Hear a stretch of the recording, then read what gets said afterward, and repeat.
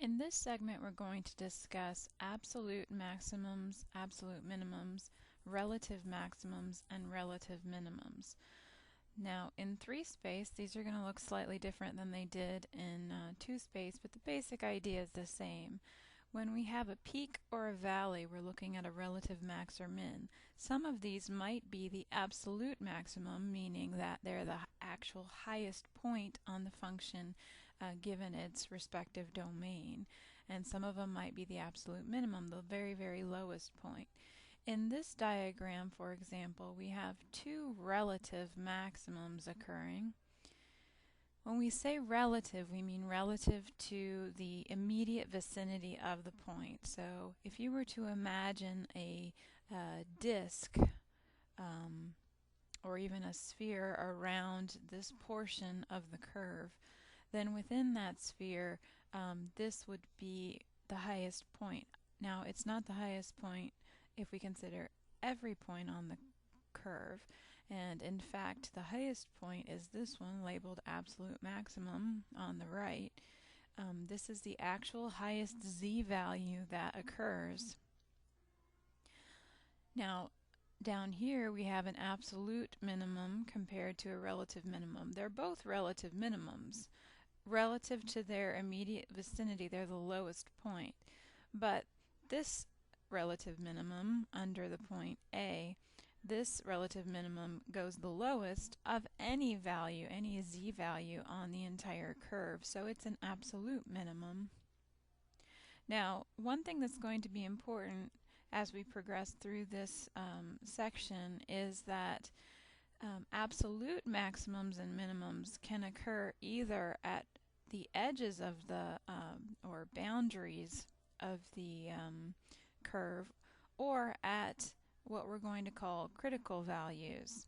And we're going to define what it means to be a critical value, but it's important to remember that in one variable functions, critical values occurred where the derivative was 0 or undefined, and we're going to have an analogous result for functions of 2 variables.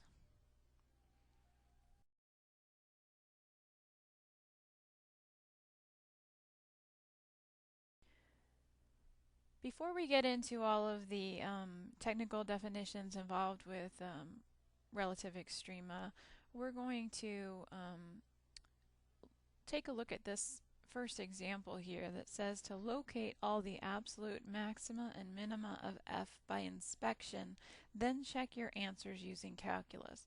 We're not going to be able to do the second part yet, but the first part, we know conceptually what absolute maxima and minima look like.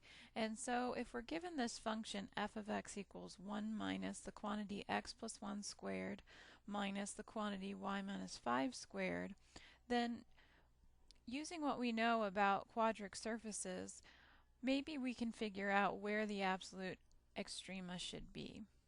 So first of all, I'm going to rewrite this as z just because it's easier for me to think about that way. And I want to match this up to the patterns of one of my quadric surfaces. Now in our quadric surfaces though, we never have this extra constant tagging along out here. We always had an x squared and y squared quantity, but not this extra constant. So what I'm going to do is I'm going to recognize the fact that this is the same as saying that we take z equals negative x plus 1 squared minus y minus 5 squared and shift up 1, because that's adding 1 to this expression. Another thing I noticed that we didn't have in our formulas for quadric surfaces, and you can go to that page in your textbook, page 846 in the Anton textbook, and take a look. None of those had negatives on both of the expressions. But I'm going to acknowledge that this is the same as taking z equals x plus 1 squared minus y minus 5 squared, and not only, or plus rather, and not only shifting it up 1, but reflecting it.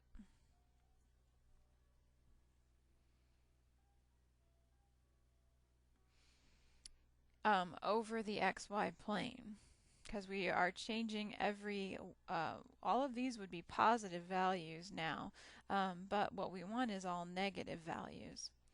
And then also this would be the same as z equals x squared plus y squared, taking into account that we've shifted up 1, reflected, and also what I've just done is I've moved the vertex from from what it would have been -1, 5 to 0, 0.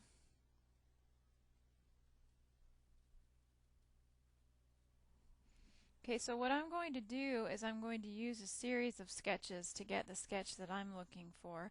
I'm going to start by sketching z equals x squared plus y squared, which hopefully I can now match with one of my quadric surfaces.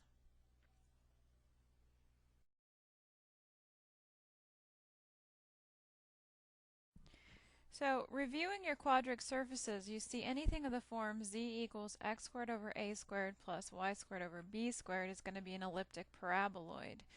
Now in this case a and b are both 1, so actually it's going to be circular. So let's start by just sketching really quickly what z equals x squared plus y squared would look like.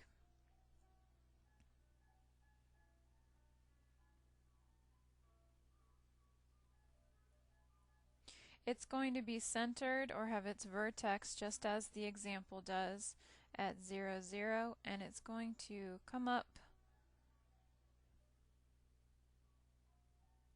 and it's going to be circular, and it's going to continue, by the way, on forever. It doesn't end, and that's important when we're looking for extrema. Alright, so that's the graph of z equals x squared plus y squared. Now let's go back a step, moving to the actual vertex that we wanted, -1, 5. So what does that mean? Well, that means that we're going to have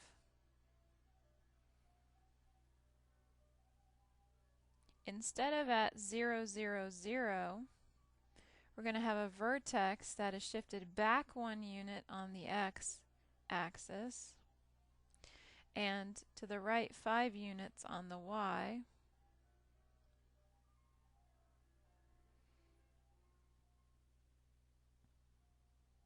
It's going to look exactly the same, but it's just it's starting at that point. Okay, and so this would then have its vertex at the point -1, 5, 0, still in the xy plane for now. Alright, so what we've done so far is we graphed the basic shape, we shifted the vertex to where it would have been in this format, and now we're going to move back 1. In other words, we're going to reflect to get this negation here. So drawing that, oh, by the way, this was the graph of z equals x plus 1 squared plus y minus 5 squared. Alright, now negating that, everything's going to be in the same position horizontally, but it's going to be flipped over so that all of the z values that were positive are now negative. So that would be the graph of z equals the opposite of x plus 1 squared plus y minus 5 squared. And so now we've graphed this, and now we just need to go back one more step, shifting up 1 unit. So instead of being at the point -5, 0, or sorry, -1, 5, 0 for the vertex here, then we're going to be up 1 unit from there. So let's try and sketch that.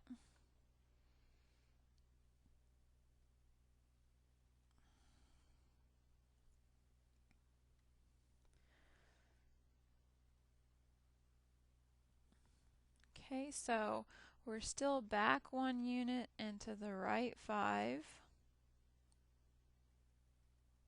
Okay, but we're adding a third dimension here. We're going up 1 unit as well.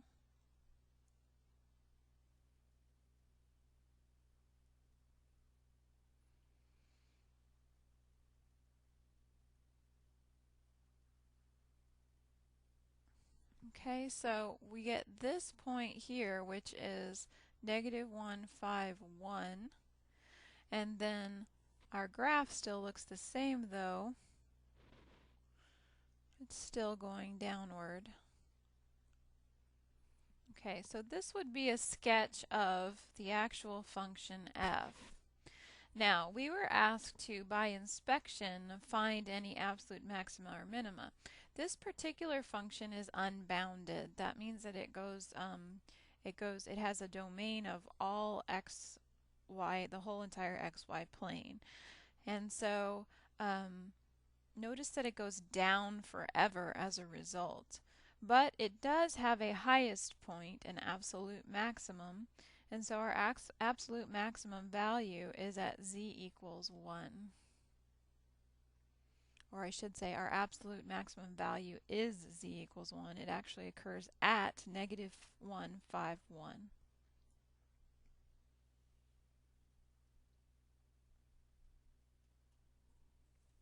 Okay, so we were able to answer this question using what we know about graphs of quadric functions. But in the second part of this example, they ask us to check using calculus. And before we're going to be able to do that, we need to make some formal definitions.